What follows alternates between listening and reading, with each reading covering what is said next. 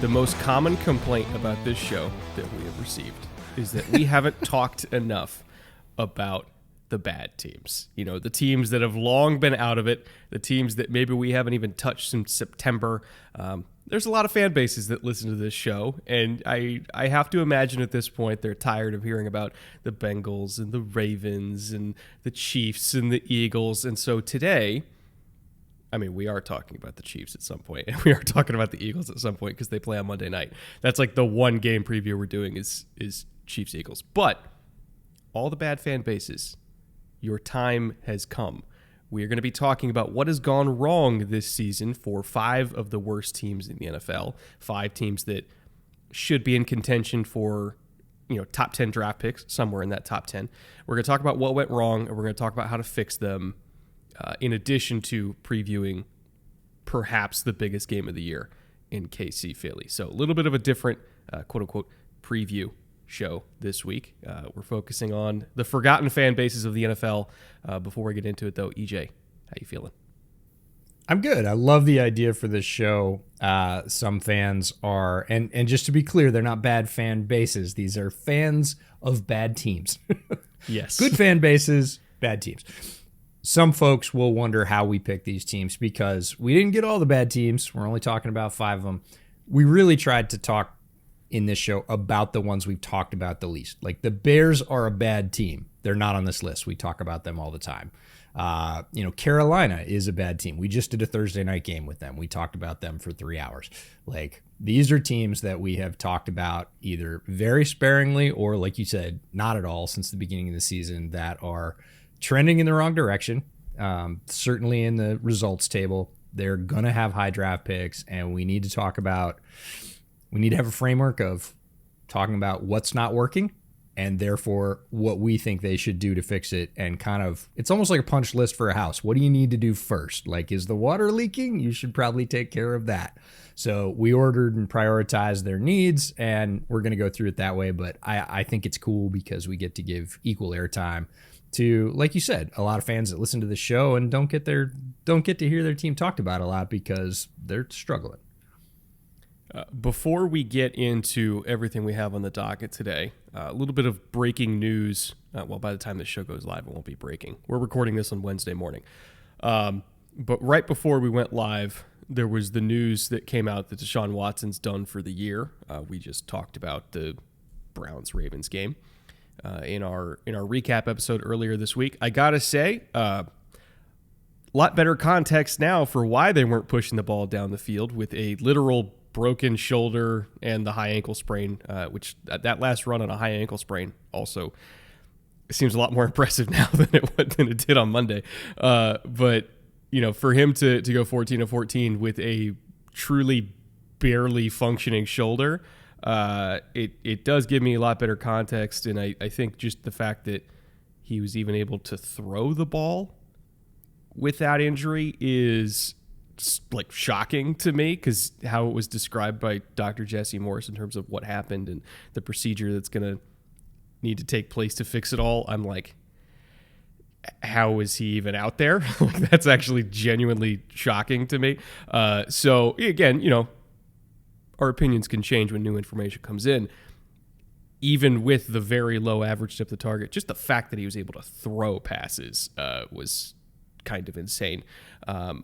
The Browns fans that obviously have not super fun feelings towards this show, I'm sure not many of them are even listening to this, but I want to give them a little bit of hope. We are a DTR stan podcast. We've loved DTR since before the draft. We thought that he has a chance to be, one of these mid to late round gem quarterbacks. When he got thrown in against Baltimore the first time, he found out like 2 hours before he was going to start, right? He didn't really have a week to prepare. So I know a lot of Browns fans, the few that listen to the show at this point, think the sky is falling. I don't think it is. Like, I think they're going to be fine. And if there was ever a defense that I think, DTR could have success against, it's one like Pittsburgh that is so incredibly banged up at this point. Like, it's a winnable game. Like, I think they're going to be okay. I think they could still take the division lead, this Sunday. It's still possible. So, genuinely impressive effort from Deshaun to even be able to throw the ball. And I don't think Cleveland is done. I really don't. I don't think so either, largely because of Kevin Stefanski and all the other talent on that roster. It is not necessarily a quarterback-driven team. It hasn't been to this point.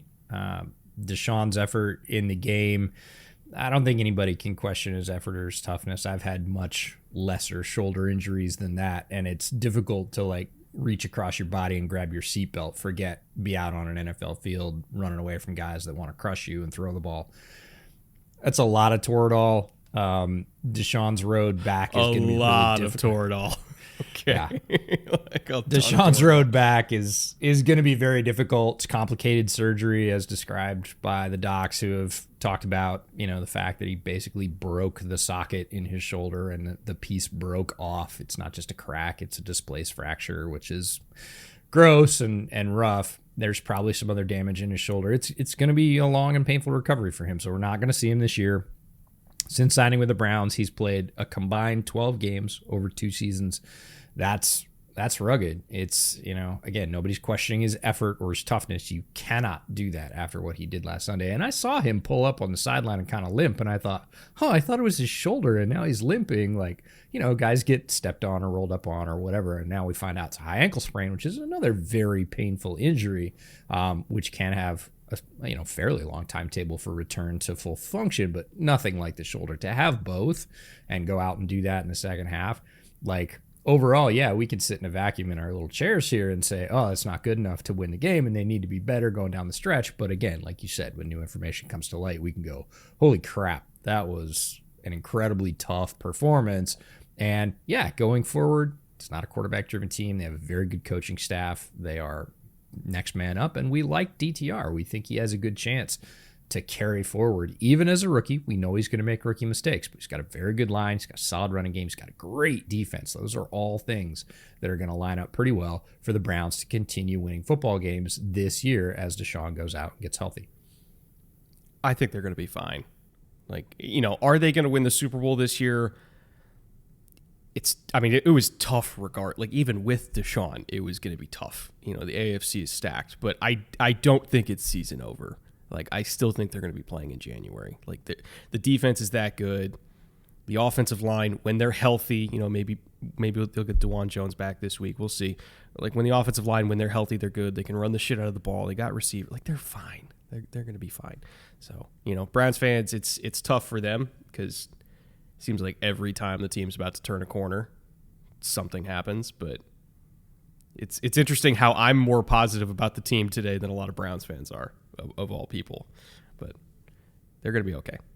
All right.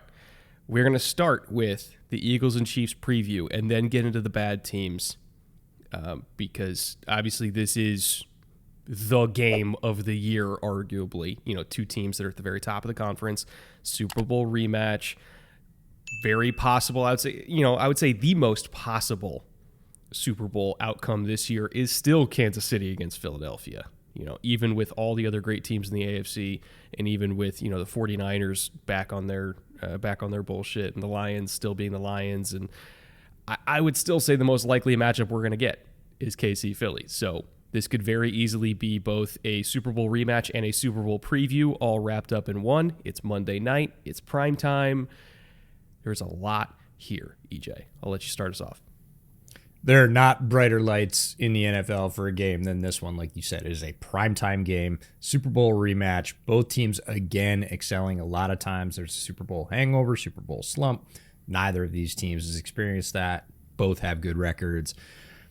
Starting off with the Eagles offense, the Eagles offensive line versus the Chiefs front seven on D is going to be sort of the focus watch of the game for me. This is strength on strength, and we're going to see who holds up. Spagnuolo's got that front seven wired up right now.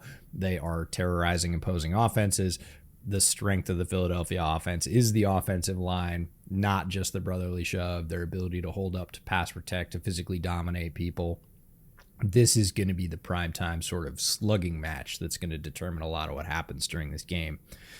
Chiefs defense going against it, Spags is as good as there is in the NFL at creating opportunities to limit number one receivers from killing the Chiefs. He's really good at doing that. He understands that. So he is going to put A.J. Brown on lock as much as he can. He's going to be the primary read for the defense on most plays.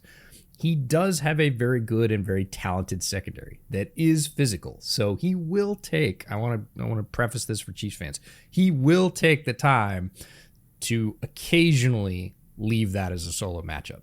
A.J. Brown will not be doubled on every play. At some point, Spags will show his hand and trust Snead or anybody else in that secondary to just go, nope, for one play, you've got him one-on-one. And he will gamble and use that other defender in creative ways, which is one of the best things he does.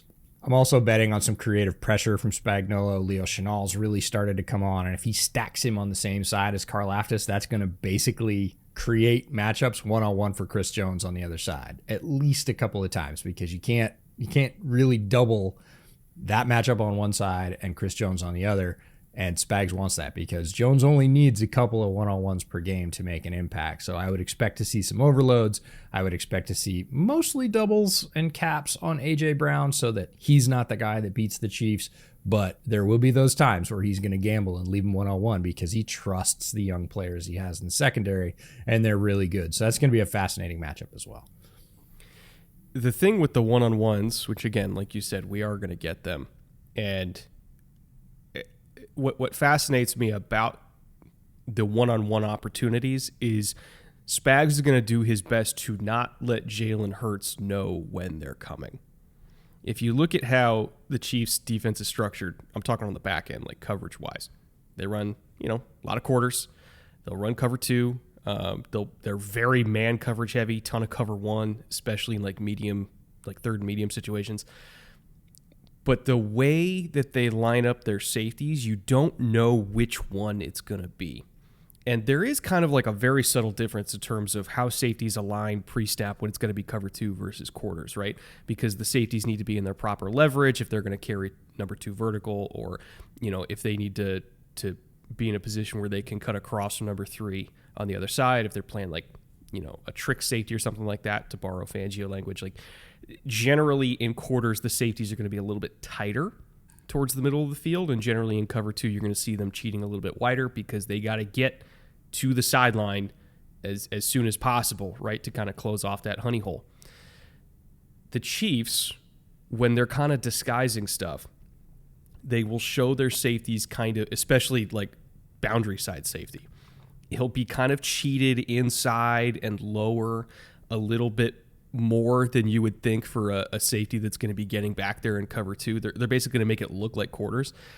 And then, L'Jarius Sneed oftentimes, or Trent McDuffie, or whoever the outside corner is just going to jam the living shit out of the receiver and then play the flat zone and cover two. And the reason why they do that jam is they got to give the safety time to get back there. Like they need to disrupt the route as much as possible. So they're going to sell out. It's going to be like a two-handed jam. It's going to look like a boxing match down there because they need to give the safety time to get to his landmark. And then he's going to kind of, carry it a little bit, make it almost look like it's man coverage, and then he'll just kind of sag off and play the flat, look for number two out there or something like that. So the disguise of it is very, honestly, it's very like Tony Dungy-ish, like early 2000s Buccaneers, where the corners would just beat people up and then play the flat. They do that a lot so that they can disguise quarters versus cover two. And then at the same time, they'll also sit in that same pre-snap alignment, and then sometimes the safety will go down and play a robber, and the other safety will go back and play the post, and they'll play one cross out of it. So you think you're going to get, cover two, and then you're like, okay, maybe it's quarters. Let me call like a pin post or Mills or something like that can, hit a post against quarters, and then all of a sudden it's cover one cross and you got nothing, and then you're holding the ball and you take a sack. So just the disguise of how they're sitting there pre-snap with how their safeties are and all the different coverages they can get into out of that pre-snap alignment makes it really, really hard on Jalen Hurts to know when he actually has a one-on-one with A.J. Brown. And it's going to be on Jalen to then, quickly identify where the safeties are going post-snap so that he knows whether or not he can take those shots. Like that first third of a second after the ball is snapped, he's got to figure out what they're in, or, Chris Jones is coming. Like, I know the offensive line's great, but like he really doesn't have a lot of time to make a decision here. Yeah, it's a weird sort of mashup of like the Pittsburgh front with the absolute antithetical Pittsburgh back, right? Yeah. Pittsburgh lines up and goes, this is the way we are. We're going to do this. You know we're here. Come beat us in the secondary. And Kansas City does exactly what you just described. They line up and they go, what are we really in? Guess right. But the rush is very similar in terms of the amount of talent they have, the number of angles they come from, a lot of the games that they'll play up front. So it's kind of like Kansas City has Pittsburgh's front, but a completely different back end to back it up behind them, because they are trying to make sure that you don't know, hey, this is your one shot for A.J. Brown down the field. You got one-on-one. If you think, the 50-50 ball is more 80-20, this is the time to do it. They want to make you think that a couple of times, but then they're going to bring a cap player over. They're going to bring that safety from an interior depth, almost what looks like cover 3 when they're rotating in. Like they'll press him down in there, and you're like, oh, he's in the box. And like you say, you get that hard jam on the outside, and he is absolutely on a shot to go out and basically put a 2 cap over the primary wide receiver. So it's going to be a really cool chess match. We've got great players on both sides. We've got great coaches on both sides, and there's going to be a lot of back and forth. They're each going to win their share, but seeing how they get into things is going to be really, really cool. Flipping over to the other side of the ball here, Chiefs offense versus Eagles defense. I'm sure people that have listened to the show recently think they know what this part is going to be about. Oh, the Eagles can't cover anybody. Oh, the Chiefs aren't using their receivers down the field, and we really want them to give Rashee Rice a chance to be a deep ball guy. No. I mean, yes, but no. Like, that's not my main point here. I was going to say, really? Because I'm going to say the Rashee Rice part, but go ahead.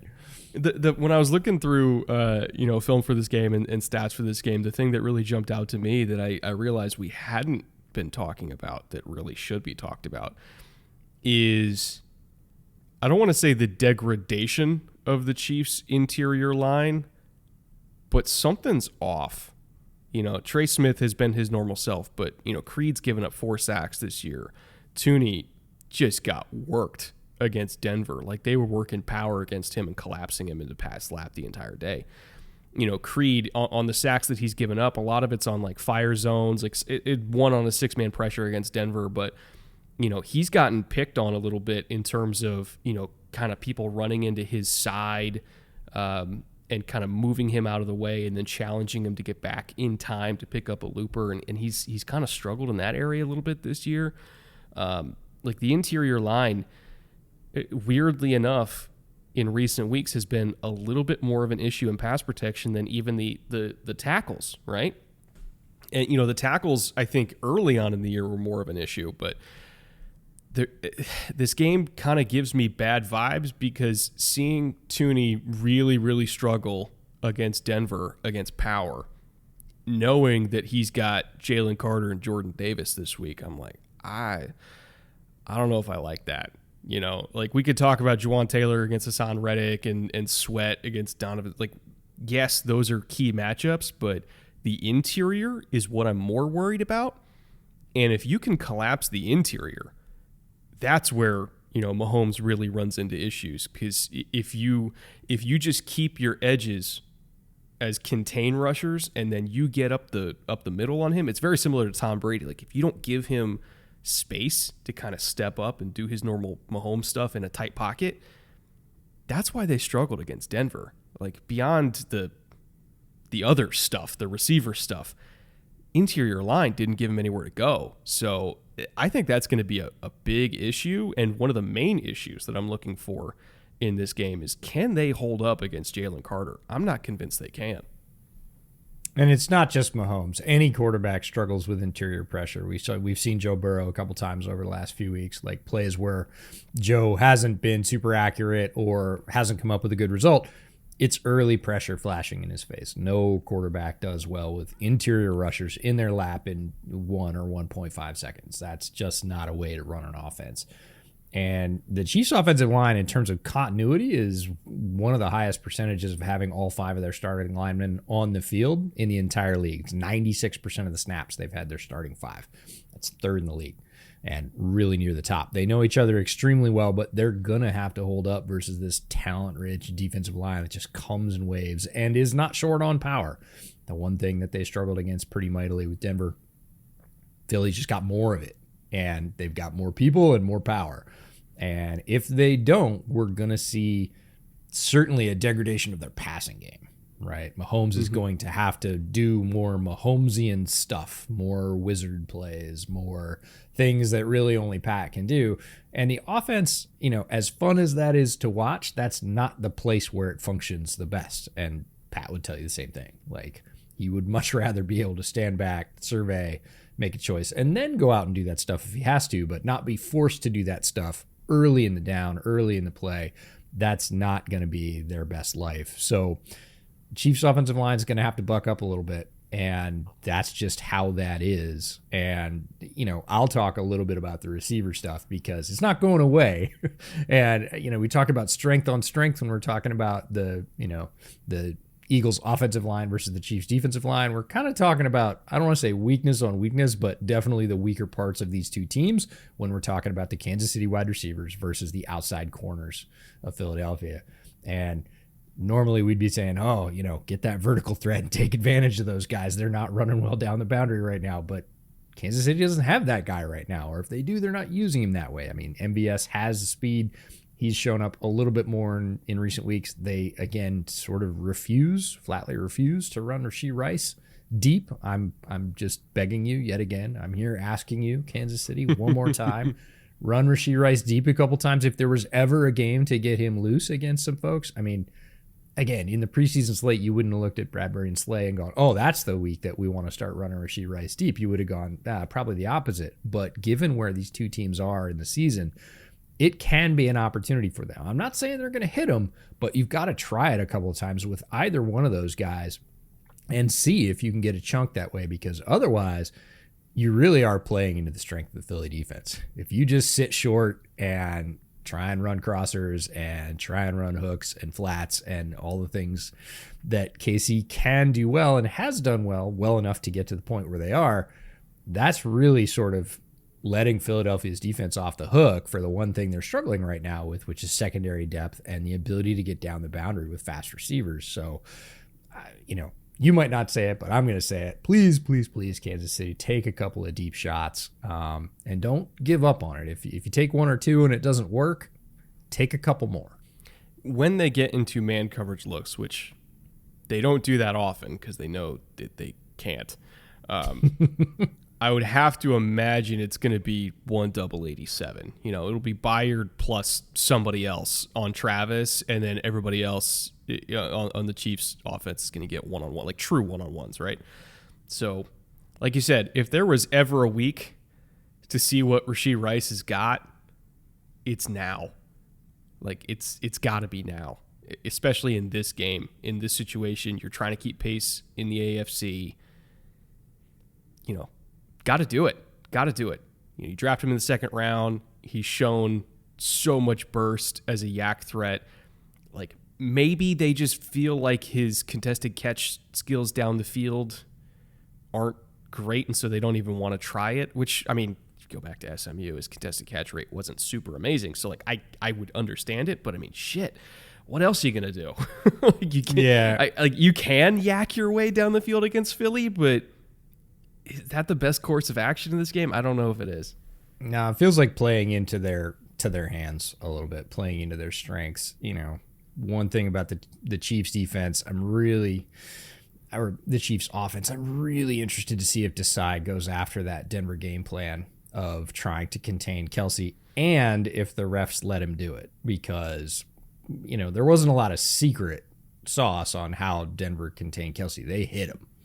They hit him all day. They just ragged on him physically during the routes.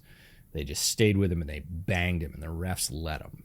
And, that sounds like a great recipe, but if you start drawing flags on the first 3 times you try that, you're going to have to back off as a defense. So, I mean, Desai and every other DC in the league saw that.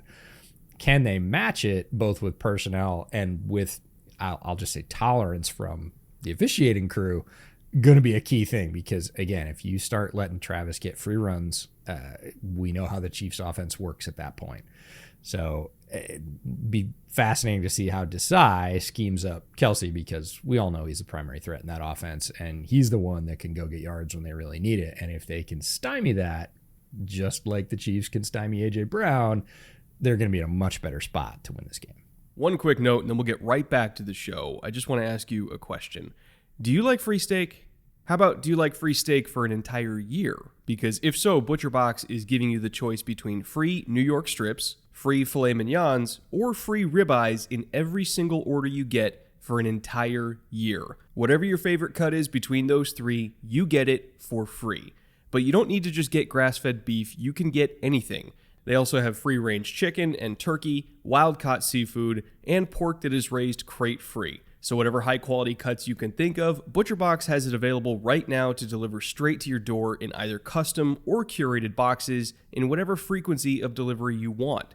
And again, for a limited time right now, if you order anything on ButcherBox to get yourself ready for the holidays, those orders will come with your choice of either New York strips, filet mignons, or ribeyes for free in every single order for a year. Just check out ButcherBox at the link in the description and use our promo code BOOTLEG to get those free steaks, plus $20 off your first order as well. Again, that is the link down in the description below, and using promo code BOOTLEG at butcherbox.com/bootleg to take advantage of this offer. Thank you again to ButcherBox for sponsoring today's show, and with that, let's get back to it.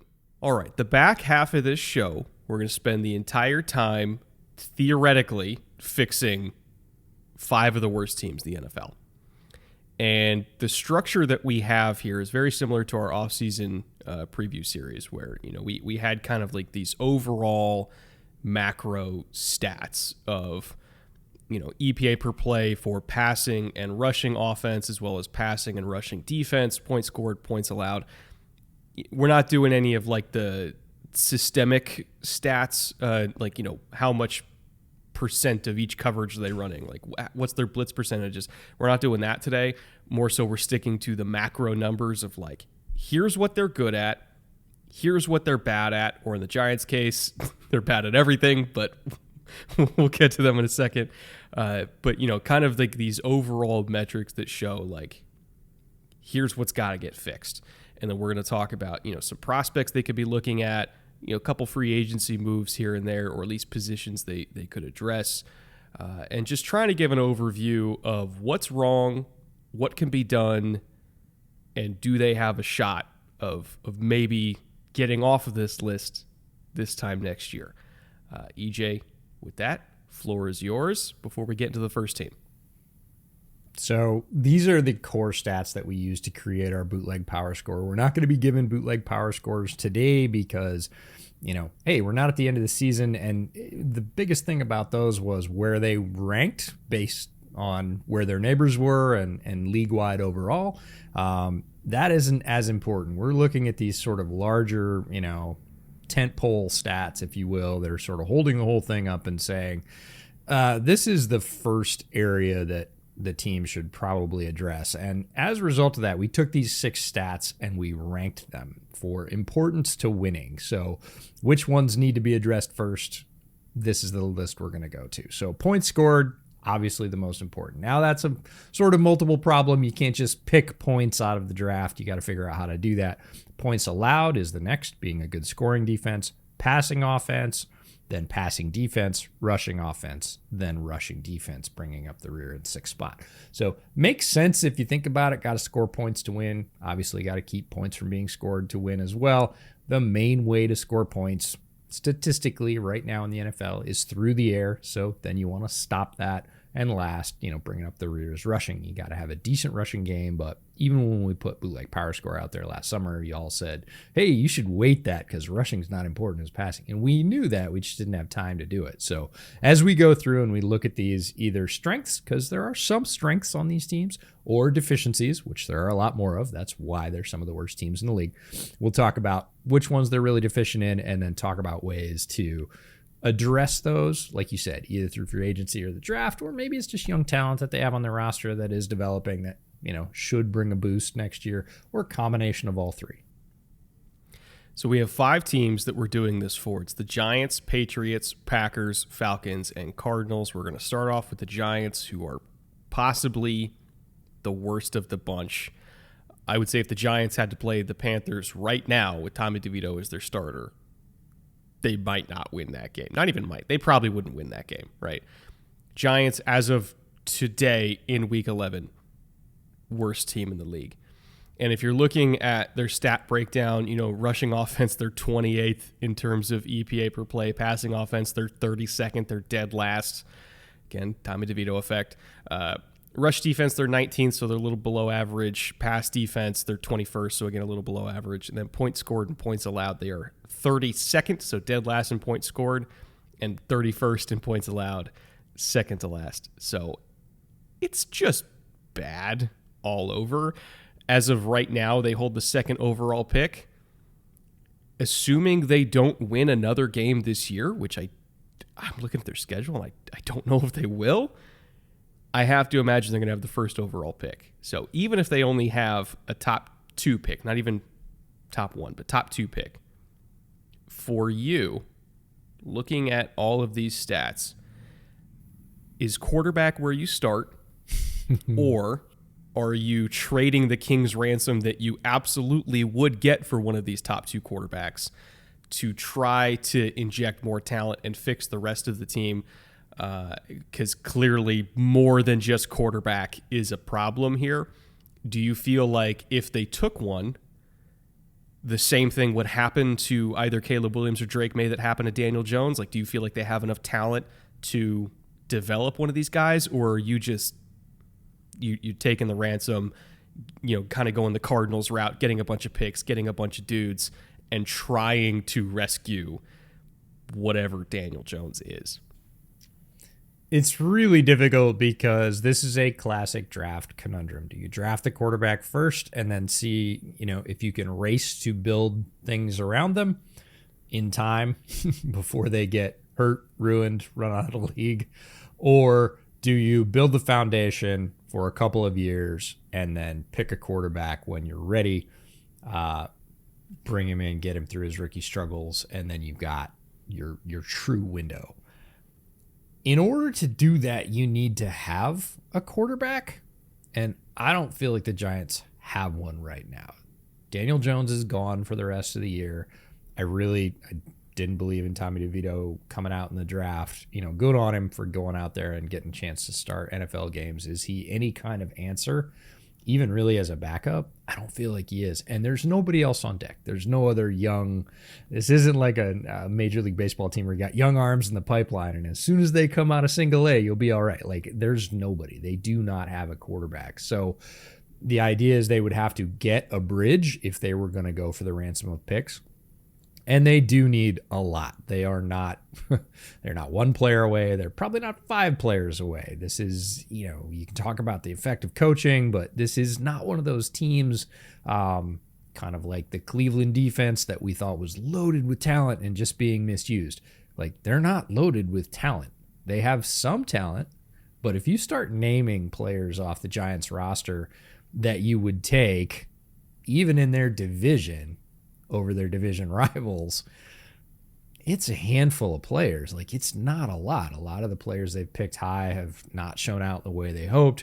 They have some young players who the book is still out on. I think Jalen Hyatt can do more than what he's shown this year, certainly because of this situation, but there's not that many players on either side of the ball. So it's very tempting to say, we'll take the king's ransom, but then what are you doing about the quarterback position? Because you're going to be getting a journeyman at that point through free agency, not likely through a trade, but through free agency, and sticking them in with a roster that's not very good. And that sort of paints a bleak picture for next year, because if you look at these stats, offense is the problem.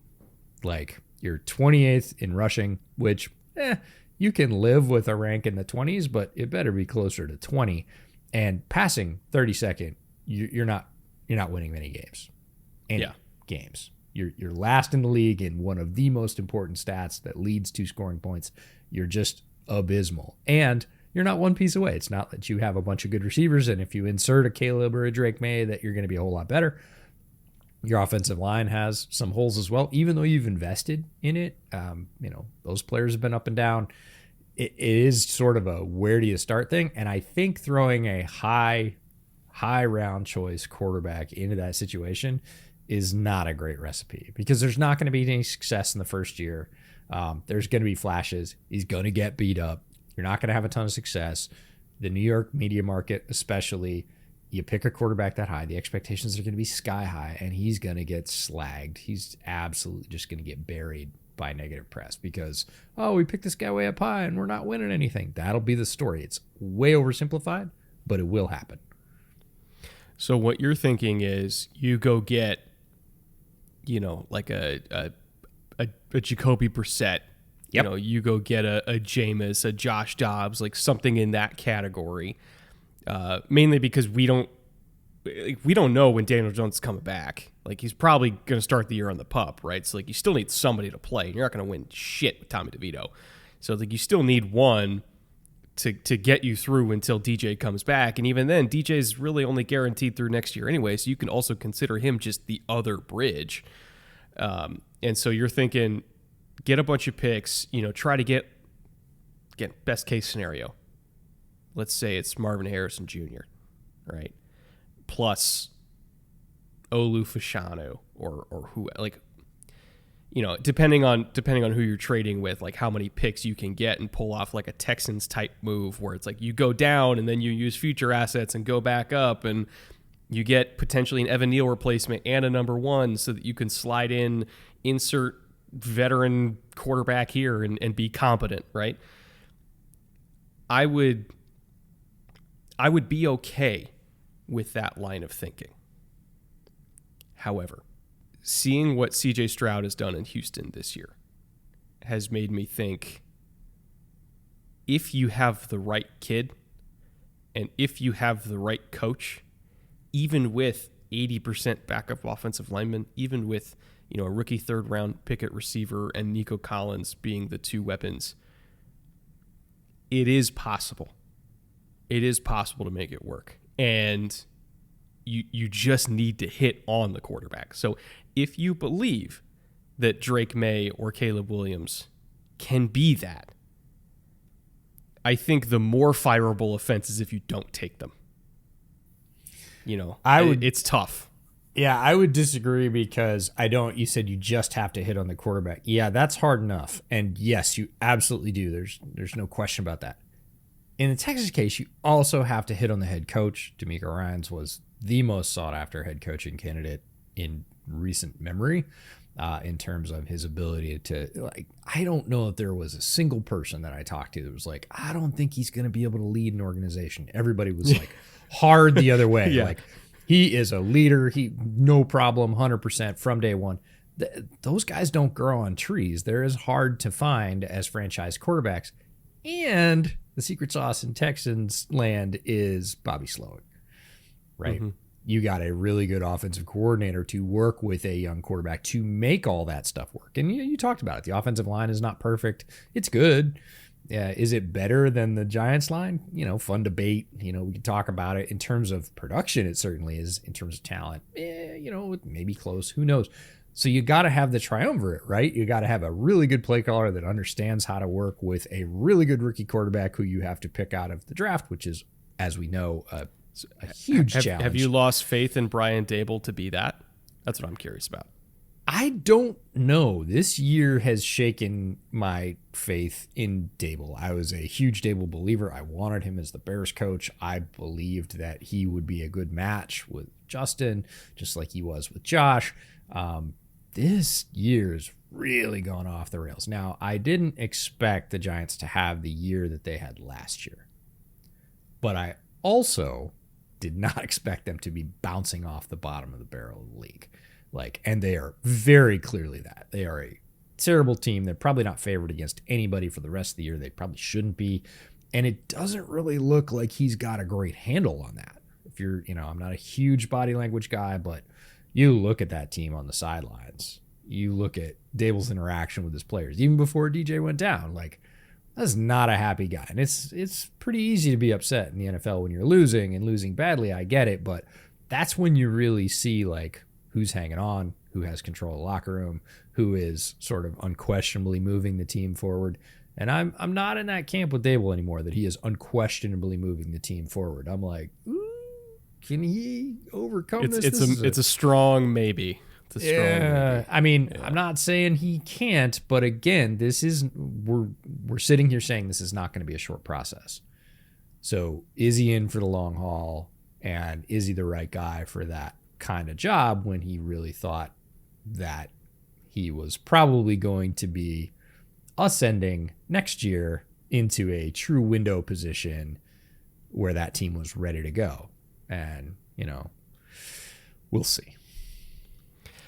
I think overall it's a healthy debate, and you're not necessarily wrong either way. Like I think the take the ransom crowd, and I think the take Caleb/May crowd, you could equally argue either side there. And the reason why you can equally argue either side is because the team is so beyond broken that either option is probably going to make them better. And there's really nowhere to go but up. So you can't really be wrong. Like I don't think there's a negative option here. I just think from an emotional standpoint, if I was a Giants fan and we passed on Caleb or Drake May and they went to if they went to Green Bay and became like the next Aaron Rodgers, I would be sick to my stomach.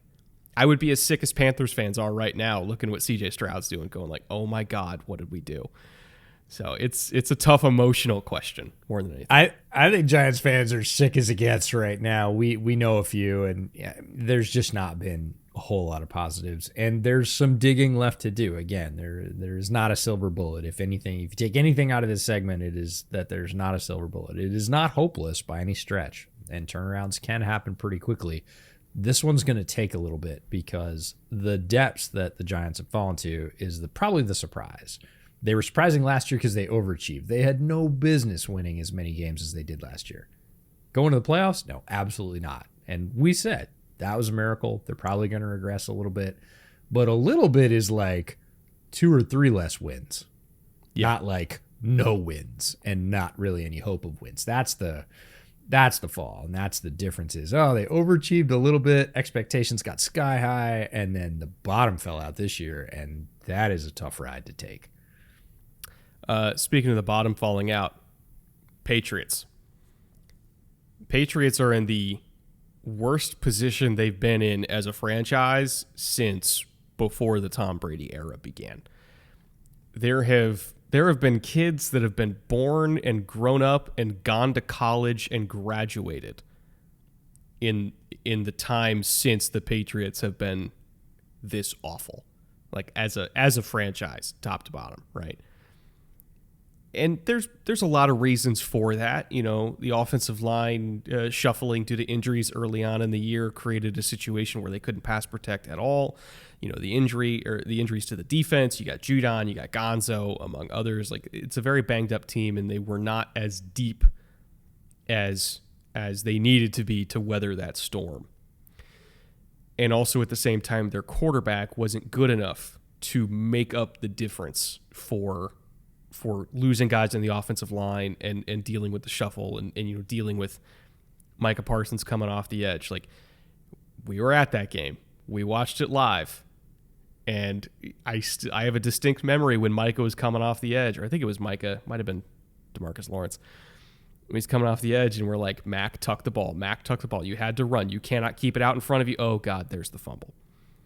And just the lack of awareness, the lack of just good decision making, the lack of arm talent, like the pick that he threw against Indy is it's one of the worst that he's had this year, really one of the worst he's ever had, and that's really saying a lot. So I think they don't have a quarterback who can withstand or who can elevate the team above the injuries they've sustained. They really only have one receiver that I think is going to last on this team for a while, and that's Pop Douglas. The fact that their second best passing threat is Ramondre Stevenson. Everything about this team is just bad, right? And if you're looking at the stats, rushing offense, they're 25th in EPA. Passing offense, they're 31st in EPA. Literally, the only team worse than them at passing is New York. They have a good run defense. They're third in terms of rush defense EPA. But again, like you said, that's the quote-unquote sixth most important stat out of this bunch. Their pass defense EPA is 26th because they've taken a lot of injuries in the secondary. Points scored, they're 31st. Points allowed, they're 25th. If the only thing you can really hang your hat on is, hey, our linebackers and interior line is pretty good at stopping the run, you got issues. They definitely have issues. There's no way to look at this Patriots team and say that they don't have issues, but I don't think they have as many issues as the Giants do, and I don't think they're also necessarily that far from fixable. Giants, we just talked about, look, it's a long way from here to there. You're going to have to make a bunch of moves. And the Patriots, I really think if you can fix the passing offense, and that means a new quarterback because Mac is not playing. He's playing poorly enough that he is the reason that you're losing. And that's saying something because quarterbacks always get too much credit and too much blame, but I don't think it is unfair to say to Mac, like, he's been playing poorly enough that he is contributing mightily to the reason the Patriots are losing. Now, rushing offense, 25th. You talked about the offensive line shuffling. Even if their rushing offense went up to 22nd or 20th, which I don't think is necessarily a hard thing to do, that would be fine. Rushing offense, EPA per play, fifth most important out of the six stats we talked about. Passing offense being 31st, you got to fix that. And that's going to lead to points scored, which is also 31st. So I really feel like it's one thing that you can fix here. Now, rush defense, we talked about it. It's great. It's third. Pass defense is 26th, but we feel like there are reasons for that, right? Gonzalez no is out. No Gonzo. Yep. Judon's coming back. Like, Gonzo's coming back, so I feel like that's going to be a boost to that pass defense. Does it need to be better still after that? Yeah, it probably needs to be top 16. It needs to be top half. I feel like with a player or two, they could probably get there, and those guys coming back. So again, I'm not really focused on that. I'm really focused on you got to get a quarterback, and you got to get a bunch of receivers, and that typically hasn't been, quote-unquote, the Patriot way. They have maybe had one good receiver and a bunch of guys. That's been the sort of MO for a while. And they're going to have to change that. They're going to have to get a new passer, and they're going to have to get a bunch of targets.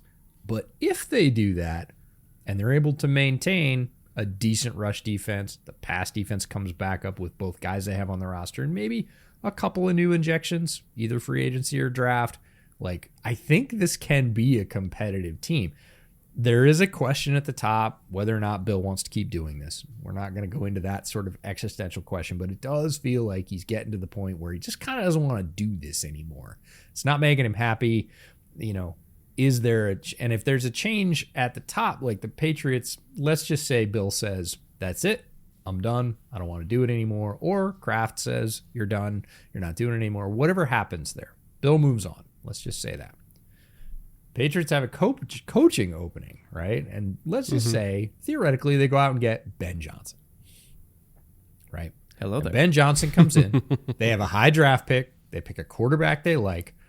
It's a great receiver class. So they can pick receivers on down the board and build guys up around Douglas, who we like. Now, they have a tight end that I think they can use, or two tight ends, really, that they think they can use.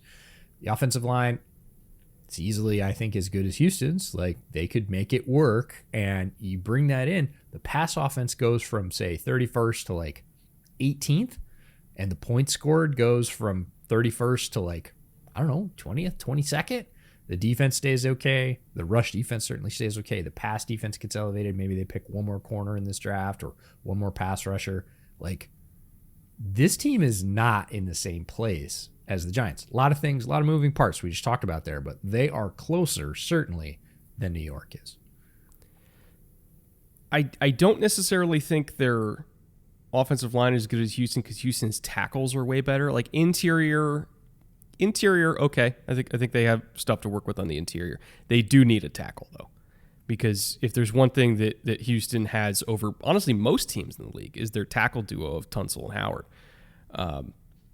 But if New England's sitting there at the third overall pick, because right now they have the 3rd overall pick, and because of strength of schedule, even if Carolina wins a game, it's still going to be, Bears and Giants 1 and 2. So they're still on the outside looking at a new quarterback.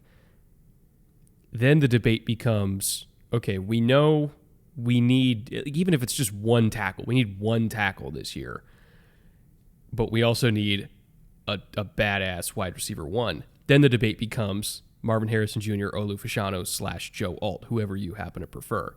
Mm-hmm. That's the question that I'm really struggling to answer, because it's very similar to like the Penei Sewell versus Jamar Chase debate, like which is more important. But the one thing that kind of changes the debate is when it was the Bengals that were making that choice, it was, we have Joe Burrow. When the Patriots 100%. are making that choice, it's, we have Mac Jones. So then it becomes like, would Mac Jones be better with a wide receiver 1, or would he be better with better protection? I'm not 100% sure on the answer to that yet, but knowing what Mac looks like under pressure when he just completely shits the bed, I would probably lean tackle there, while also longingly looking at Caleb and Drake May going 1 and 2 and being like, God, we were so close. And I don't think Mac figures into that debate. I am not sure if you're New England that you can move forward with Mac Jones next year. Like, given where they're at and how bad the struggles have been. Last year, total pass. He was in an offense that is, barely considered an NFL grade offense, if it was at all. And I would make arguments on film that it wasn't. This year, he's got a Bill O'Brien offense. Bill O'Brien's been calling effective offense in the NFL for a long time, and he has been playing extremely poorly. Again, bad enough to be the reason that they're losing. And that's a lot to pin on a quarterback, but I don't think it's unfair in Mac's case. So I'm not saying Mac should be out of the league. I'm saying I'm not sure that he can continue on with a large primary role as a quarterback in New England. Given that, quarterback becomes sort of unhooked from that debate you were having, and we're getting a new quarterback anyways, then what do we get? And, if you're 3rd and Caleb and Drake May are off the board, I would have a hard time not picking Marvin Harrison Jr. there, because you need a wide receiver badly, and that guy is something He's else. everything. Like, he's so worth it. So I know it would be hard with a question at the quarterback position, but you don't, like, if you have a top 3 pick, you need a blue chip talent. I'm not talking about Pro Bowler. You need an all pro. Like, that's what you're supposed to get in the top 10 in the draft. It's hard to do, but there are not a lot of people that have looked at Marvin Harrison Jr.'s game and said anything but that's exactly what he's going to be. And from, moment one. I've been doing a lot of work on him because I'm doing a film room episode coming up, like comparing him as a prospect to LSU Jamar, like when Jamar was a sophomore in 2019. Which, God, it's 5 years ago at this point. It feels a lot shorter than that, but that was half a decade ago, right? And, every 5 years you kind of get that type of receiver coming out where it's like, oh, yeah, he's the dude. And so I'm going to be directly comparing Marvin and Jamar, and they're actually more different than people think. And when I look at Marvin, like, not only, 6'4" and, runs at minimum 4.44 or some probably below that. And he's got the crazy ball skills and everything like that. But when you watch him, you're like, God, he's a pro. Like, you can tell his dad has been working with him since he was. Yeah. I mean, in terms of how he changes up tempo in his routes, how he runs his routes. I mean, the same but different, just based on corner technique and based on the looks that he's getting. He doesn't give you 100% of his juice until he absolutely needs to. And then when he does it, it's like, oh my God, he's an artist, man. He's a straight up artist in terms of how he plays the game of football. And I don't think it's crazy to say that even with these two quarterbacks coming out, Marvin's the best player in the class. Apples and trees, man. Apples and trees. Yep. You're preaching to the choir. I was a huge Marvin Harrison Jr. fan, or Marvin Harrison Sr. fan. Harrison Jr., even bigger than his dad by a fair bit.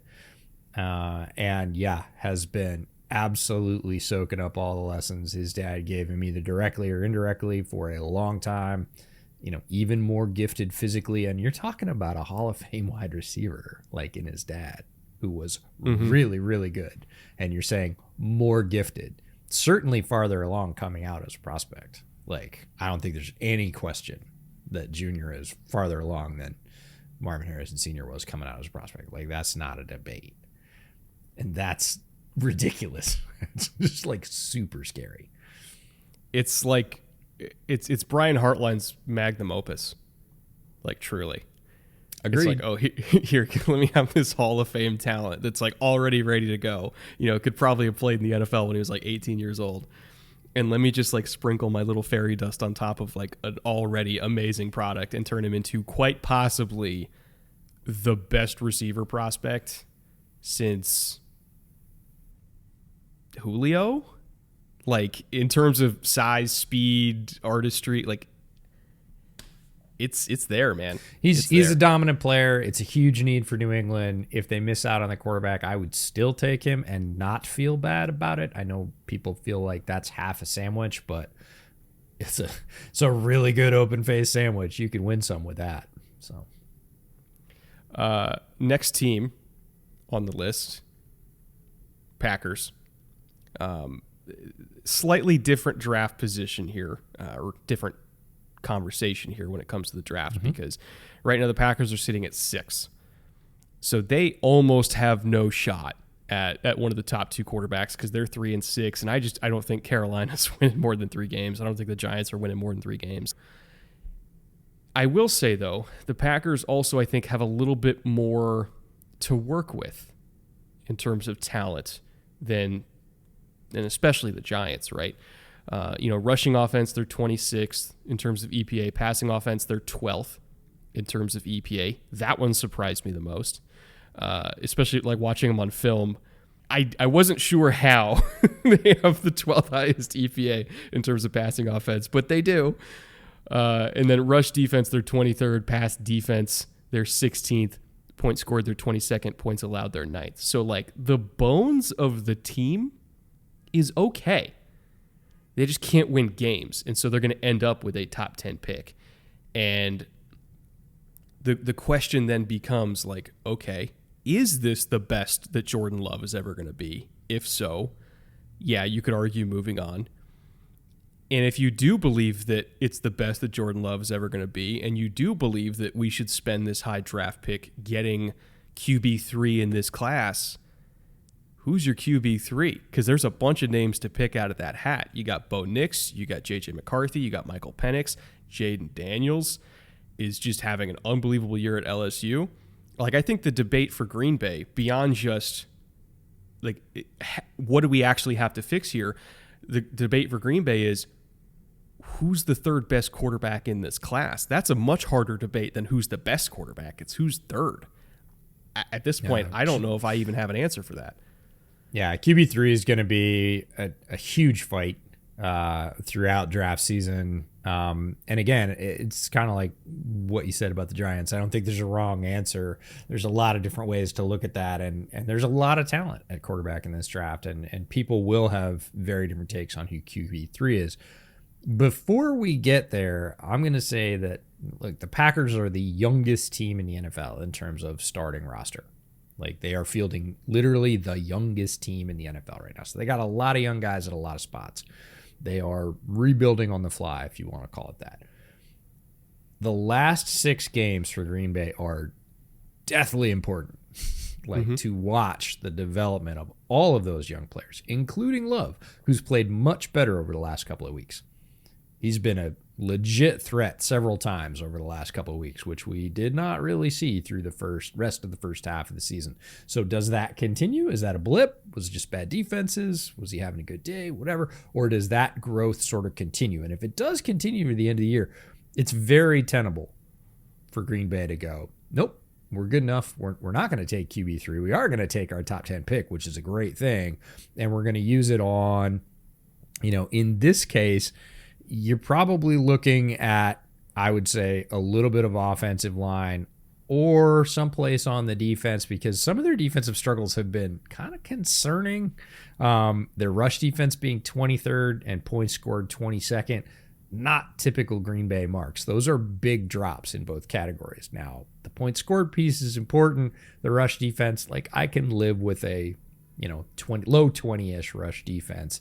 You can still win with that. But if they decide that Love makes enough progress in the next 6 games and continues that upward trend, and they start seeing more of those flash plays more often that they believe they were going to get all year, there's enough to build on there, I think, with that young foundation. And then they're kind of in the catbird seat. They're okay. They're like, we've got a quarterback we can live with. We've got a year of development on all of our young players. We've seen teams do this. Like Kansas City's defense was this, not this year, but last year. They had all the young guys in the secondary. They knew they were going to take a couple lumps. Still won the Super Bowl. Thanks, Pat. But, like, they can say, hey, all these young guys have progressed at key spots. We're going to add a little bit of talent. We'll keep the continuity, which is super important, of head coach, offensive coordinator, play caller, quarterback. That triumvirate stays intact. We don't have to start at 0 again next year, which you do if you bring in a rookie quarterback. We're going to add some pieces to kind of press up the places that fell a little bit more than we thought. But, like, our core is stable, and that's been Green Bay's way now for a long time. Keep the core as stable as you can and fill in things around the edges. Now, they too can take advantage of that very good wide receiver draft class if they think they want to. They have a lot of young receivers, but if they decide not all of them are progressing or are going to hit, they can go to that pool. Can they grab another good tackle? I don't know that they need to, but they certainly could. And then there's, defenders that they could take on the inside, even at value propositions in later rounds. And again, this team could be pretty good quickly if the Jordan Love experiment works out. And we're going to know that over the balance of this season. The tackle question is really just, is Bakhtiari coming back? And or even beyond that, can you even rely on Bakhtiari? Like, I feel like he's just been hurt for 3-4 straight years at this point. Long time. Kind of because he has, right? Yep. And so I think, again, the question for Green Bay is do we believe that Jordan Love is better than whatever QB3 is? Again, I'm not sure that he is, but I'm not really sure about anything when it comes to the Green Bay offense right now because, as you said, they're so young. He had a couple nice throws last week where I'm like, okay, there it is, right? But it's like, it's right. week 10. We're finally getting that. It's week 10. So I don't know what to do about Jordan Love. Again, the EPA number really surprised me because when you watch him on film, I'm like, this is not, it's not good. And so the debate is really like whoever QB3 is versus Olu Fashanu or Joe Alt, if they're even there. And even then, the tackle question is just what's up with Bakhtiari. So there's a lot of unanswered things with Green Bay. For me, if I was running the show,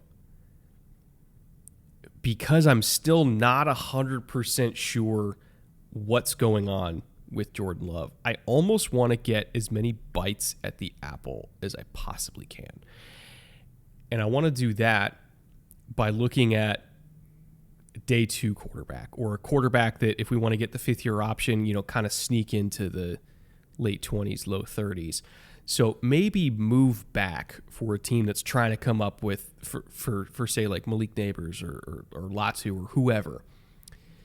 Somebody's trying to get a premium talent. Go back to one of those teams and, pick up a tackle later. It could be the Oregon State kid because I still think that Zach Tom could play left tackle. Like, I think he could. He's at right tackle right now, but I think he could play left tackle. So you pick up the Oregon State kids so that we get better offensive line depth because Nyman's going to be a free agent anyway. You can replace Runyon if you want to on day 2 because Runyon's also going to be a free agent. Like there's going to be some changes to the offensive line no matter what.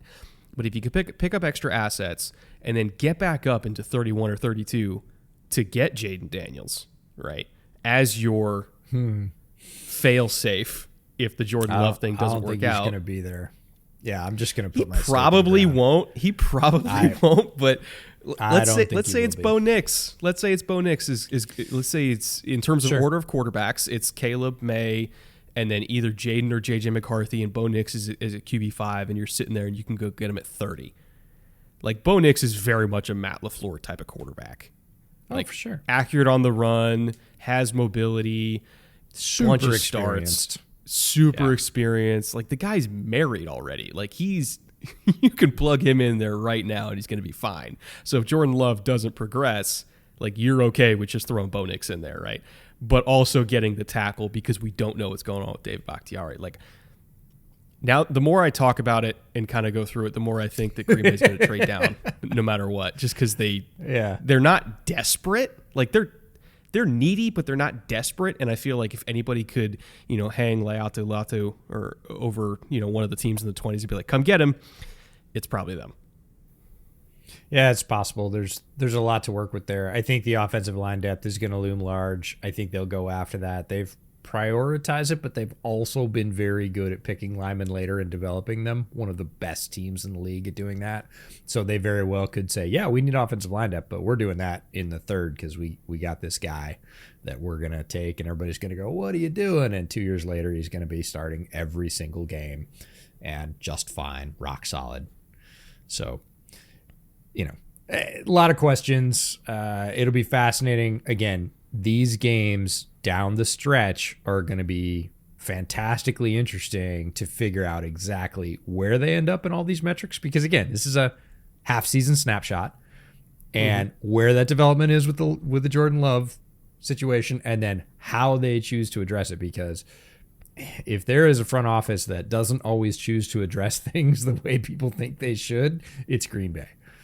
For those keeping track at home, by the way, 3 of the teams that are ahead of them in the draft order, they play down the stretch. They play against the Giants, the Panthers, and the Bears as 3 of their last 5 games. So, like you said, there is a lot to be determined as we get towards the end of the season. All right, next quote-unquote bad team, Falcons. And I say quote-unquote bad team because I know that there's a good football team in there somewhere.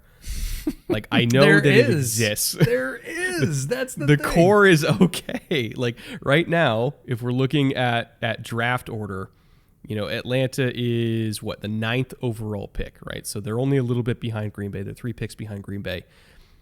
Going into the year, when we were kind of breaking down the roster and everything like that, we're like, hey, there's a solid football team in there. They spent a lot of money on the defense. They got weapons. We love Drake London. We love Kyle Pitts who's coming out. Bijan's Bijan. The right side of the offensive line kicks ass and takes names.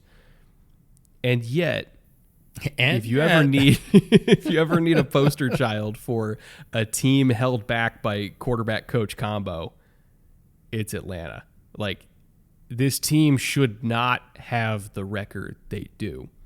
And if you threw Kellen Moore and Justin Herbert, like the in terms of offensive coordinator quarterback combo, if you took them from the Chargers and threw them in Atlanta tomorrow, they win the NFC, or the NFC South, I should say, easily. Like not even close. They run away with that division. But because of who's throwing the ball there and who's running the operation there, they are vastly underperforming. And it's also disappointing because I feel like it's almost out of spite, in terms of red zone touch allocation, snap allocation, the design of how they're even using, or should I say refusing to use Kyle Pitts. Same for Drake London. It just feels very purposeful, of just like a dig at people who play fantasy football. And it's like, what are we trying to do here, man? Like, are we trying to take a shot at people who are yelling at you for not giving their guys touches? Or are we trying to win football games? Like, what's the goal here? Because if the goal is to win football games, you should probably give Kyle Pitts the ball more and Drake London the ball more, and not have Jonnu Smith out touching Bijan inside the 10. Like, it feels petulant. I would say that's the word for it. And that's why they're picking in the top 10. They shouldn't be, but they are. And I feel like as soon as a new coach quarterback combo is in there, we're going to see what the Atlanta Falcons really are. I believe that's true, and I believe this team is very different than the other 4 that we're talking about. They are not a bad roster. They are not the youngest roster in football. They do not lack experience on either side of the ball. They have good young players, which is fine. That's what you want. But they do not have someone to trigger the offense. I do not believe that Desmond Ridder is the quarterback that's going to take this team to the promised land. Doesn't mean he can't play in the NFL. Doesn't mean that he's done anything in his time to show me that he is the anointed starter of the Atlanta Falcons moving forward. And then the coaching issue is paramount.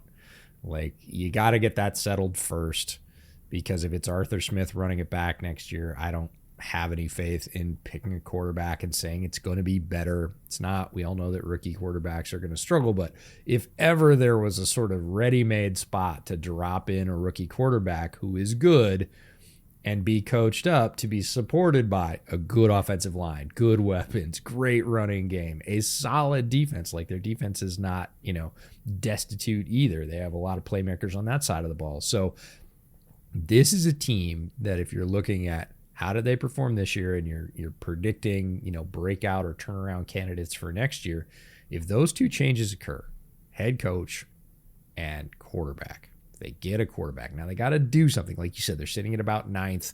It's probably not going to get them the person they want. Are they going to package picks, trade up, package players and picks, whatever it is? Like, you got to get a quarterback. That is the unlock to this offense. And you got to have somebody guiding that quarterback and the coach that understands what they have, because it feels like that kid that you're trying to take advantage of in like first grade when you're trading baseball cards and being like, oh no, Ken Griffey Jr., he's not that good. Like, you give me one of those and I'll give you you give me two of those and I'll give you one of this random outfielder you like. That's what it feels like, because it's like, dude, Drake London is a baller. He is a good receiver, and he is not anywhere near reach his peak. Forget Bijan. Apparently that's what Arthur Smith is trying to do. You can't forget Bijan. He's shown. Yeah, I already did. Yeah, I know. He's shown. That's the thing. It's not he's rotting away on the bench. Like, pretty much every time you give him the ball, he makes a highlight play, and you're like, okay, so let's just do that more, right? Nope. Pitts, same way. And people are like, oh, Pitts versus Johnny Smith. Why can't you use both? There's some really good two tight end offense out there. We saw Buffalo running it before, Dawson Knox went down. Like, there's a way to build a very explosive, really cool offense using both of those guys. Technically, they did when they had Jonnu Smith throwing it and Kyle Pitts blocking for him. Don't. There you go, EJ. Don't. That's so rude.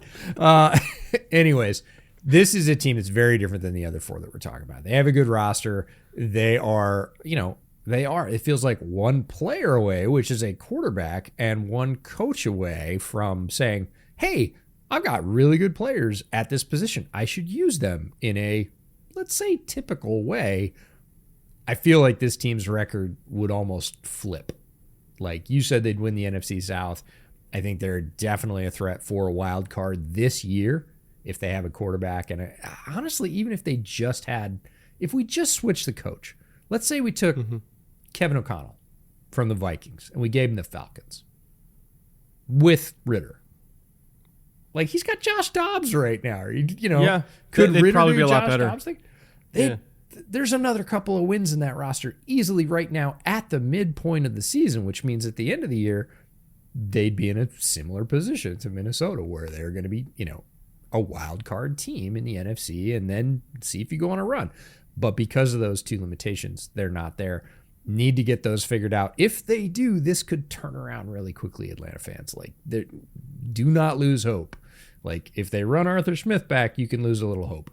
But if they make a choice and make a change and they make the right calls, which is always the thing with every team, this team could turn around quickly. I'll read off the numbers because I forgot to do that earlier. Rushing offense, they're 23rd in EPA. Passing offense, they're also 23rd in EPA. Rush defense, they are 4th, mainly because they play the run on the way to the quarterback. They are just in the backfield constantly, and they get a bunch of TFLs. Pass defense, they are 22nd. Points scored, they are 20th. And points allowed, they are 23rd. So they are below, not like basement, but below average in most things, kind of middle third in most things. If they end up with a top 10 pick, let's just go with the scenario. Arthur Smith's gone. They bring in insert other offensive coach here, whether it's Ben Johnson, Kellen Moore, Dave Canales, Petzing, whoever. Waldron. Right? Waldron. Yeah. Who cares? Like any of them, right? So they're staring down the barrel of the 9th pick with a young offensive coach. For Atlanta specifically, knowing that they already have the weapons and knowing that this is a very good run blocking line with 2 good running backs already, if there is a spot for Jaden Daniels to go super early, considering the run game that they could create with him, not that he is a running quarterback, he's a quarterback that can run, but in terms of jump-starting this offense with just a tough-as-nails, super fast, mobile quarterback that can make it way harder to deal with Bijan because you also have to deal with Jaden Daniels. And, oh, by the way, he's got a wicked deep ball to throw it up to Drake London, too. If there's a spot where I think Jaden Daniels makes sense as a very high draft pick from a fit perspective, I would put him in Atlanta. Like, there's some teams that I wouldn't just because like I want him to be in a structure that maximizes his skill set. There's some teams that are pretty high up in the draft order that I just don't think that fits. Atlanta fits. Like, well, if they get the coach hire right. But from a talent around him perspective, Atlanta fits what he does really well, which is absolutely gash you on designed runs and just throw a beautiful, gorgeous, deadly deep ball down the field. I would want him there personally. Yeah, caveat, we did not talk about this before the show. And no, we did not. Yes, 100%. You give me Jaden Daniels going to the Falcons with a new offensive coach and then insert wide receiver 2 because you in the second round because you cannot pick them all in the first round. There's no way. There's too many. Not everybody's picking wide receiver in the first round, and there are too many to be chosen. So there are going to be very quality wide receivers. And they don't even need to be wide receiver 1. They could be wide receiver 2 or 3. Mm-hmm. And that's fine. But we need one more of those. We need Jaden Daniels, and we need an offensive coach. And, like, let's go. Like, time to get excited, time to go to Atlanta and watch a game. Like, I would be 100% down for that. Last team, Arizona Cardinals, coming off a win against said Atlanta Falcons. Kyler is back, and he's not all the way there in terms of looking like Kyler, but he looked fine. Like, he looked like here's a guy who's good for not playing for a while. Yeah, first action, right, coming off an ACL. Like, if that's the low point of what Kyler is this year, pretty decent chance that he's sticking around long term. Like, I don't think that they're going to be bad enough to get a top 2 pick at this point. They already don't have a top 2 pick at this point. But they're going to pick up a couple more wins with Kyler. Even as a two-win team, they play hard every single week. They've been in a lot of games. They showed that fight against Dallas, and that's the kind of game where Dallas normally just steamrolls people, and Arizona came out and punched them in the mouth. This team plays their ass off for Gannon. They get their quarterback back. I think they're going to win a couple games down the stretch and kind of remind themselves, like, hey, we can actually win here. Obviously, there's a lot of deficiencies in terms of talent across the roster, but I wouldn't necessarily say that they are the most talent deficient roster. Like, I think there is some stuff to work with there. Looking at their metrics, they are 10th in terms of rushing offense in terms of EPA. We saw them fully weaponize that against Dallas, like I said. Like, they can really run the ball. Passing offense, again, they just got Kyler back. I would say, and the Clayton Tune game against Cleveland also heavily impacted that and pushed them down to 29. They were mid-20s before that. So, again, they're not like the worst passing offense, and they're only going to climb from here because they actually got Kyler back. Rush defense, they're 26th. Pass defense, they're 28th. That's kind of the big issue that we'll be getting into. Points scored, they're 25th. Points allowed, they're 30th. again, if we assume that they're going to have a back half of the top 10 pick because they're going to reel off a couple more wins with Kyler here, Caleb and Drake out of the conversation. Kyler's going to be the quarterback in 2024. The conversation now becomes, how do we get the pass offense to be better so that Kyler doesn't have to win a shootout every single week? Because going forward, that kind of feels like how Arizona is going to have to win is Kyler does have to be kind of a superhero because they can't stop anybody through the air. So how do they fix this with all their extra assets that they've gotten, from trading down a couple times last year? They're going to have Houston's first round pick, but how do they address, as of right now, with the 4th overall pick and with the 20th overall pick, fixing this pass defense? Got to get a pass rusher. Probably have to do it up high. I'm with you on Kyler. I think a lot of people forgot that he is a very good quarterback. And the easiest way to do that is, again, if we could cherry pick Kyler and put him at the helm of any of these other teams that we're talking about. Giants, better. Packers right now, better. Much better, yeah. Like Falcons, better. Like Kyler on the Falcons would be low-key really fun. But he's going to stay. They need to fix a pass defense. They don't have, if you're looking at, who they're rolling out there right now in terms of their front seven, like it's not scaring anybody. And there is pass rush talent in this draft, both interior and exterior, but it feels like exterior is probably the move up high. You go do that. And they need some size in the receiving core. But again, this is a really deep, really varied wide receiver class. And, you give me Xavier Legette at the top of the 2nd round if he's still there. Like, ooh, oh, okay. Like, you got talent. It's not that they're not talented. I really like Rondale Moore. Michael Wilson's got some size, and I like him too, but I don't think he's probably, the everything you need for size. And then, of course, they've still got Marquise Brown. You add a guy like Xavier Legette to that. You got 2 big guys, 2 small guys. They're all fast. You got Kyler pulling the trigger. You got Trey McBride, who's coming on. We'll talk about him a little bit later on. But, there's enough here. You got 2 good tackles. We're fairly young, one very young and one, not over the hill yet. Like, there's enough to make this offense work. But the pass defense, if you're just gonna have to boat race it every day, that top pick has probably got to be, pick whatever flavor of rush and you like for your defense. You got a defensively based head coach and start building that defensive line. Because right now you look down at it and you're like, you got a bunch of solid guys, but that's it. You got a bunch of solid guys. That's it. If we're looking at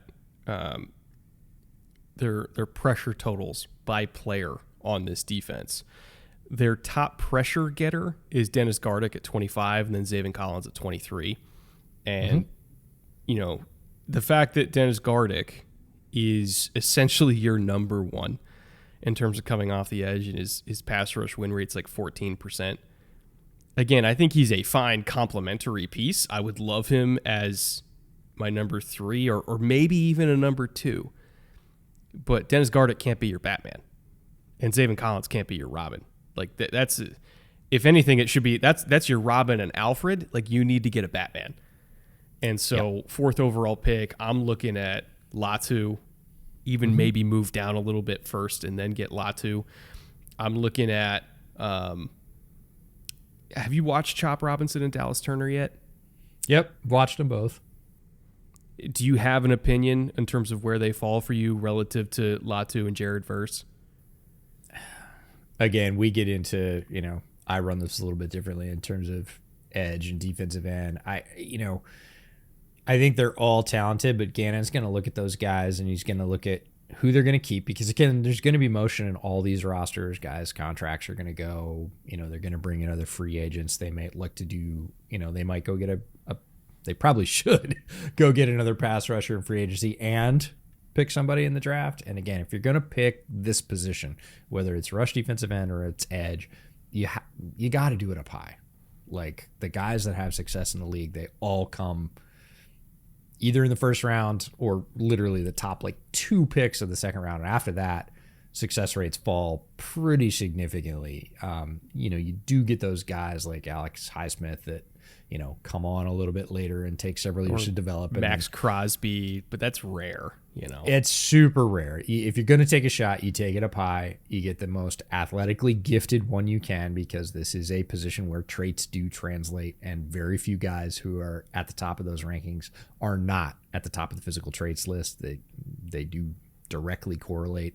And, you should probably shotgun this. You probably get one in free agency, probably going to have to overpay to do that. That's fine. You use a high draft pick because you need it right now. You can't be in the low 20s in pass defense. And if you have no rush or very limited rush, the things you can do defensively against the pass are pretty darn limited. Now, going to the back half of that pass defense, they could also use a corner or two. And that's, those I think you can have a little better success, especially if you're just looking for somebody that does one thing well. Hey, we need one guy that we can lean on for press. Hey, we need one guy that we can lean on for man in the slot. Like, you can get those players later down, whereas you can't get a top tier rush threat later down. So in terms of priority, get a rush threat, probably double up through free agency. You're going to need a corner. A little size in the receiving core would be nice. But shore up that pass defense, go with the weapons you got. You got a better quarterback already in-house and signed than all the other teams on this particular list. You can get it turned around. We like what Petzing's done. It'll be even more fun to see what he's going to do with Murray in there. And because he did great with freaking Josh Dobbs in there. So again, probably second most hopeful team on this list. If there's no coaching change in Atlanta, probably the most hopeful team on this list in terms of, they're bad right now, but that doesn't necessarily have to continue for a long time. One note for the Cardinals fans listening to this, Wiggins, the Clemson corner, is somebody that Cardinals fans should be paying attention to, because in terms of ultra talented outside corners, like Wiggins would start in Arizona tomorrow. If we're being honest, if you just pluck him out of Clemson, he'd start tomorrow. I would also say if they want to look at safety, I don't necessarily think they have to, but if they want to, blanket on the name, the Miami kid. Have you watched him yet? Yep. Super rangy free safety. God, he's good. I think he'd be a fun little. If they want to go like a 3 safety look, he'd be fun. Yeah, he was on top of my off-season watch list for safeties. I only had 3 or 4 names on my list for safety in June. he was number one. So they got options. I think Arizona is kind of they're going to be a team that I think we have a lot of fun when we do our off-season preview series, because I think they have a bunch of directions they can go. We think they've hit on the coach just based on how the team plays every week and how hard they play. We think they've hit on the coach. We think Kyler's going to be around. That's the thing, is if you look at the Giants sideline under Dable and you look at the Cardinals sideline, two teams that in the standings are in very similar positions, night and day. It's not close. And it's so interesting how, first impressions can be, just flat out wrong, because the first impression that the Cardinals' own social media team gave us of Gannon with the ride the bus video, and all of us were watching that what's going on here? But then clearly in the room it probably landed a lot better, because all these guys look like they want to tear your face off every week. We're like, okay, it resonated. Let's go, Jonathan Gannon. It almost feels at this point like that's the standard operating procedure, is to set the bar as low as possible. Because think about Sirianni's opening press conference, Dan Campbell's opening press conference. Gannon was right in there. And it just feels like, okay, we're gonna lower the bar to the ground and step over it, and anything they do after that, it's going to be amazing. It doesn't feel like a service to them, but at the same time, it keeps happening. So it's very odd.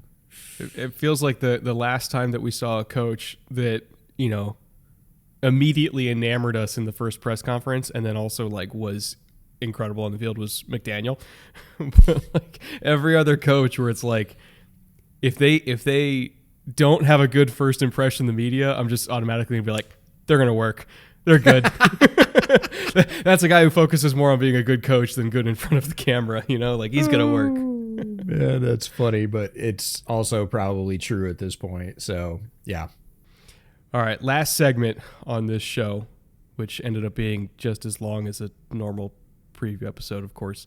Parting glass, EJ. Speaking of the Cardinals, your parting glass is about the Arizona Cardinals. Indeed. Trey McBride was my tight end one the year he came out. Drafted by the Cardinals, round 2, pick 55 overall. Took a lot of heat for placing him over Greg Dulcich, a couple other tight ends in that draft. Arizona, especially back then, was a lousy place to land. We know that coaching staff was one of the ones that really struggled with developing young players, putting them in positions to succeed. So enter Jonathan Gannon's staff, who we just talked about, OC Drew Petzing, who we also just talked about. They realized they might have something in McBride, which is really cool. Versus Baltimore 2 weeks ago, he broke out with 10 catches on 14 targets for 95 yards and a score. On Sunday, he ripped off 8 receptions in 9 targets, 131 yards. That's a 16-yard per reception average, including that eye-opening laid-out deep grab down the sideline, which made all the NFL socials. And McBride didn't forget how to dominate football games. He didn't forget that he was a great two-way player with a lot of physical talent. He just got dropped into a situation where they didn't favor the tight end, didn't understand how to use him in the game plan. He also developed. He's been in the league a year and a half now. We see that jump, and some players don't get to make it. Looks like McBride is starting to make it, and if he continues that upward trend, that's both a position they don't need to go get and another sort of varied weapon in the arsenal for Kyler as he comes back that can be a real building block going forward, because he's showing that he had first-round talent, ended up going in second, but he can be a solid piece of this Arizona offense going forward. My parting glass is for a team that if we had done this at the end of September, definitely would have made this list. But now that we're doing it in November, the arrow is firmly pointing up. And that's the Denver Broncos. In particular, the Broncos defense. We were very quick to rush to judgment on Vance Joseph, and I guess giving up 70 points to the Dolphins will do that. But, early on in the year, we were like, I don't know if this is going to work, man. Like, this Vance Joseph defense is just getting shelled. They are still technically the 32nd ranked team in terms of points given up per game, but that is because of the Miami game where they gave up 70.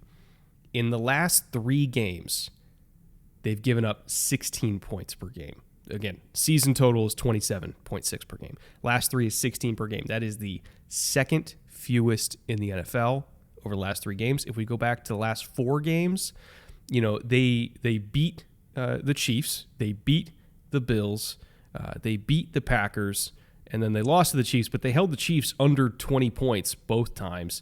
They held the Bills to 22. Holding the Packers to 17 is exactly like a resounding achievement, but still, this is a team that every single week, even after getting shellacked in the first month of the season, is now holding teams to generally 20-ish points or less. And the development of this Broncos defense under Vance Joseph, I think, is one of the more intriguing and underrated storylines this year, to go from being so historically bad to all of a sudden one of the league's best. And I want to give credit to Vance Joseph for doing that and turning it around, because that's a tough job to go from literally dead last to top 3. It's hard to do. Yeah, he's a guy that was, on the plate for a midseason firing. Like, there was no way for that football team to continue with the way they did over the first month. They would have lost every game. It needed to turn around. They have a lot of talent on that defense that we like. I mean, Pat Surtain's still doing his thing, and lots of the other younger guys coming along and making a difference. And it's been a completely different team, not only on defense, especially on defense, but not only on defense, the offense too.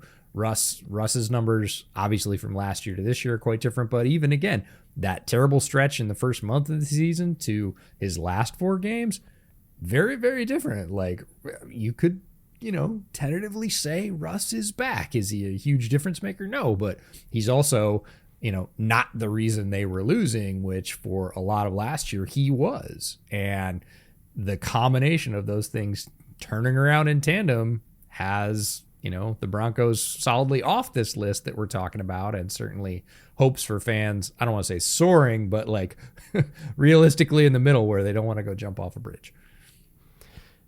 With that, we are going to get out of here for the week. We hope that you guys enjoy the Chiefs and Eagles game on Monday. If you're a fan of a team that hasn't gotten talked about a whole lot this year because they're not very good, we hope this episode, gave you something to chew on and gave you something to think about as you do your mock draft simulators, as I'm sure you are right now. With that, I want to thank our executive producers over in the EP tier on Patreon, Marat, Consti, Andrew, Liam, Connor, and Mike L. Couldn't do this without you guys. I also want to thank our clothing partner, Homage, which I am wearing an Homage hoodie or a crew neck right now. Little the Honolulu blue they just sent me. Yep. I love these crews. They have one for every single team. So if you like crew necks, because it's the fall, it's crew neck season, and you want one with your NFL team on it, go to Homage. Anything you get from that link down in the description below, we get a cut of, as well as our own merch, which will be up on Homage fairly soon. EJ, you got anything before we get out of here? No, I think that's plenty. It does get me a little fired up for draft season, not going to lie. And, I don't want it to be a hopeless time for really any NFL fans. And hopefully we gave you some hope. Giants fans, sorry if we couldn't push you over that bar. Speaking of draft season fast approaching, Shrine Bowl and Senior Bowl invites are being accepted. We are looking at booking our travel for Frisco, and, we're looking at, when we can try to fit in pro days and everything. So draft season's almost here. Even if you're a fan of a bad team, there's still hope. It's always 2024, EJ. Always 2024. Anyway, let's get out of here.